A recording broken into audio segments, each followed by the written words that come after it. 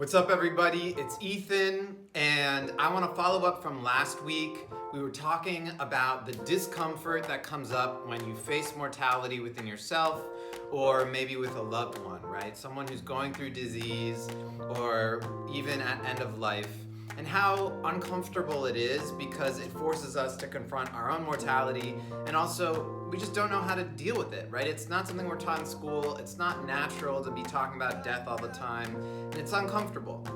But I also want to acknowledge we are often on this quest, on this life quest to discover who we are, why we're here, what our gifts and our purpose are, and there are kind of infraction points in our lives that sometimes dive us deeper into that inquiry. We may be seekers or just interested in spiritual growth or self-development, and we get to this place where it's like, okay, I gotta level up. I gotta figure this out.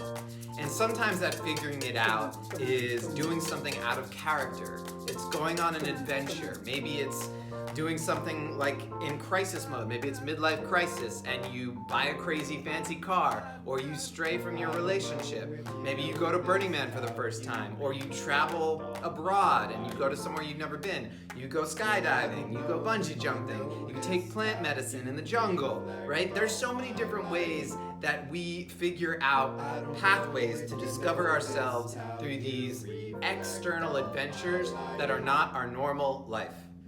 And the way I define normal life is life not thinking about death. Life that we can make plans for. Life that we can just go on with our business and not have to be concerned. And I live a normal life right now just as much as everyone else does, right? Like, I just had this sketchy, crazy diagnosis, or potential diagnosis, right? I thought that my scan was showing my tumor was growing again. Then I get another scan and it says, you're all good. Back to normal life, right? My body, my brain, every part of me just wants to go back to being able to live and not have to worry about death. But the thing is, we also are all on our own quest to understand what death is all about and why we're in these bodies. Whether it's these special, powerful, blasting moments of inquiry, or it's in our daily lives. Some of us have a daily meditation practice or do death embodiment, right? And think about our death and our mortality, or our breath, do breath work. So many different practices to connect to our bodies, get into our bodies, and understand that they're limited, that they're delicate. And we still, most of the time, are in this sense of normalcy. And so my question is, what if we could be conscious and checking in with our mortality and our death in a healthy, productive, vibrant, life-giving way every day?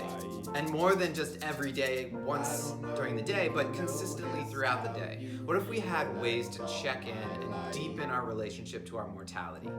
That's a question I'm asking. If you have answers or ways that you check in with your mortality and discover yourself that you've integrated into your normal life and aren't just diversions from it, I'd love to hear from you. I'd love to see what you do. Post in the comments.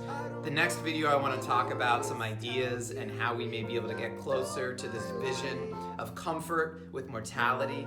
But in the meantime, we'd love to hear your comments. We'd love to see you at extremist.love on Clubhouse, where we're super active these days. And appreciate you listening and hope you have a great week. Take care. Peace.